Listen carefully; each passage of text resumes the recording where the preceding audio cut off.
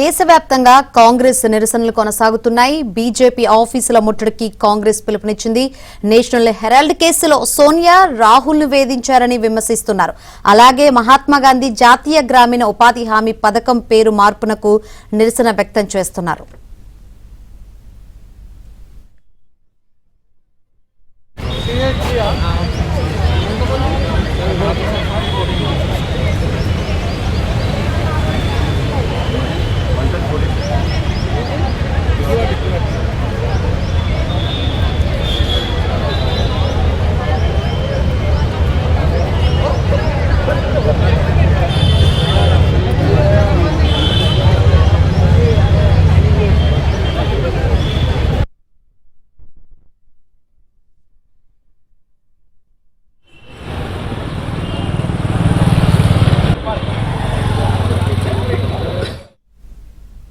దేశవ్యాప్తంగా కాంగ్రెస్ నిరసనలు కొనసాగుతున్నాయి. బీజేపీ ఆఫీసుల ముట్టడికి కాంగ్రెస్ పిలుపునిచ్చింది.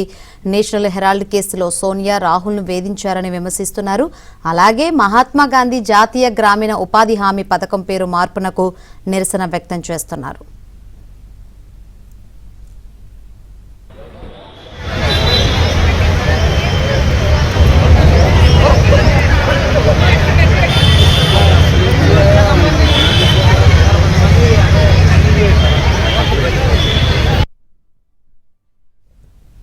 మహాత్మాగాంధీ జాతీయ గ్రామీణ ఉపాధి హామీ పథకం పేరు మార్పును నిరసిస్తూ కాంగ్రెస్ సహా విపక్షాలు పార్లమెంట్ ఆవరణలో నిరసన చేపట్టాయి. మహాత్మాగాంధీ పేరు తొలగింపుపై దేశవ్యాప్త నిరసనలో భాగంగా విపక్ష నేతలు ర్యాలీగా వెళ్లారు. బిల్లు పేరు మాత్రమే కాదు, రూపురేఖలు మార్చేశారని విపక్ష సభ్యులు ఆగ్రహం వ్యక్తం చేశారు. పేరు తొలగించి గాంధీ ఆనవాళ్లు పూర్తిగా లేకుండా చేయాలన్నదే బీజేపీ ప్రయత్నమని మండిపడ్డారు.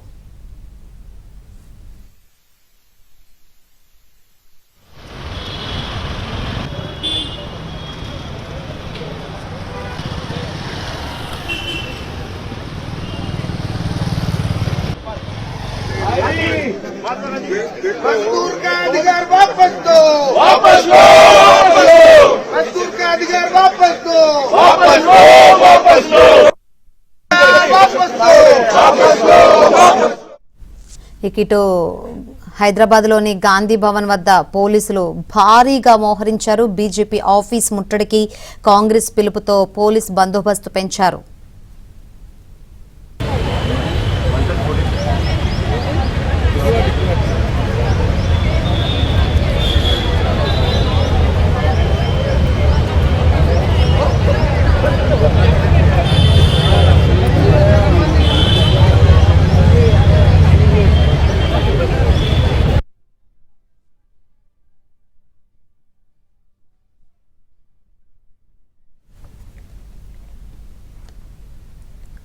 ఇక తెలంగాణలోని ఇతర ప్రాంతాలకు కూడా కాంగ్రెస్ ఆధ్వర్యంలో నిరసన కార్యక్రమాలు కొనసాగుతున్నాయి. కరీంనగర్లో ఉద్రిక్తత ఏర్పడింది. బండి సంజయ్ ఆఫీస్ ముట్టడికి కాంగ్రెస్ శ్రేణులు యత్నించాయి. కాంగ్రెస్ నేతలను పోలీసులు అడ్డుకున్నారు.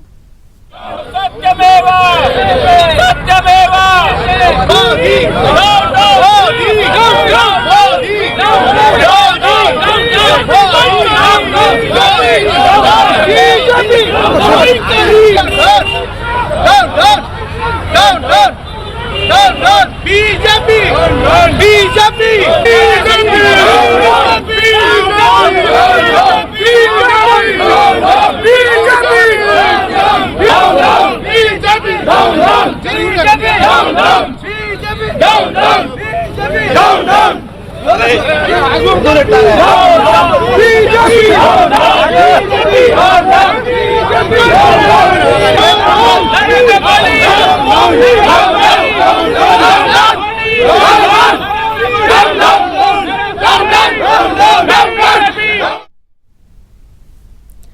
రైట్.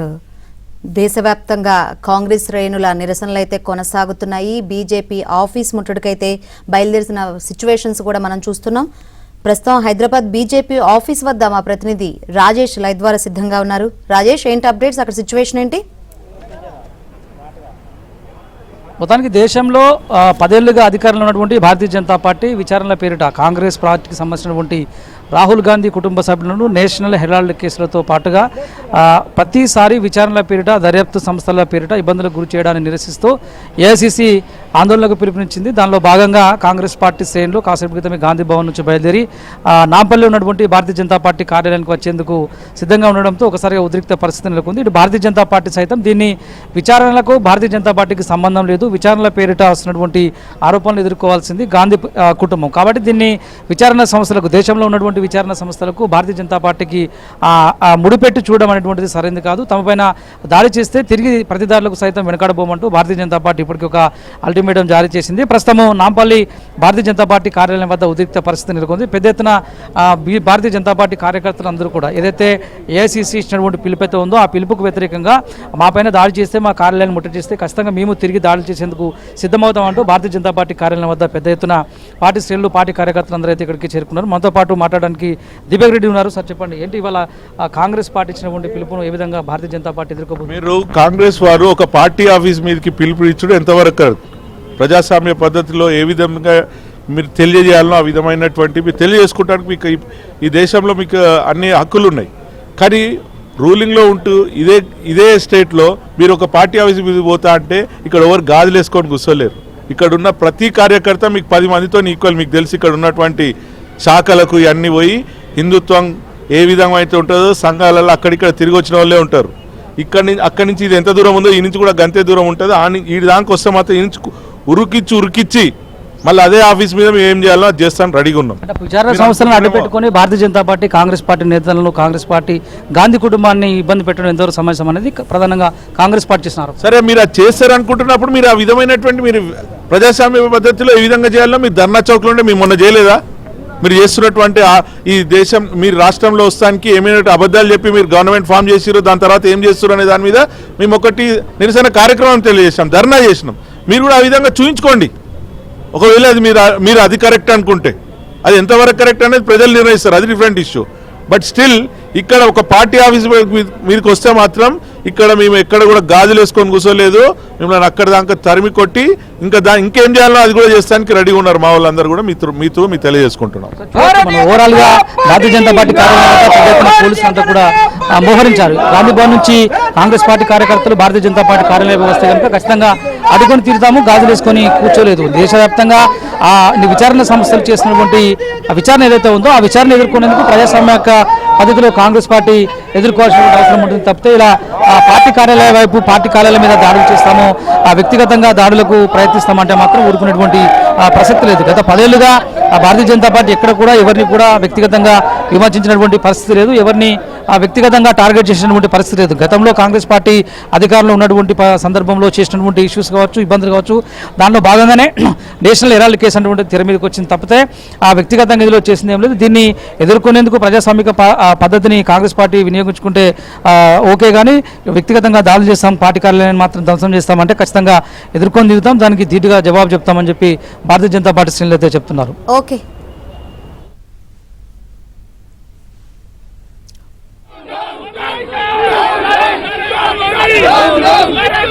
No!